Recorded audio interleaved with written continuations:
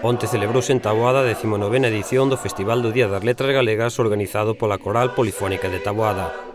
O acto tivo lugar no Centro Cívico da Vila e contou cunha grande afluencia de público, entre os que se atopaban o alcalde de Taboada Ramiro Moure mailo o xefe territorial de Educación Xosé Xesús Ramos Ledo. Actuaron a Coral Agarimo de Oporriño e a Coral de Taboada. A primeira en cantar foi a agrupación pontevedresa que ofreceu un recital composto por 6 pezas.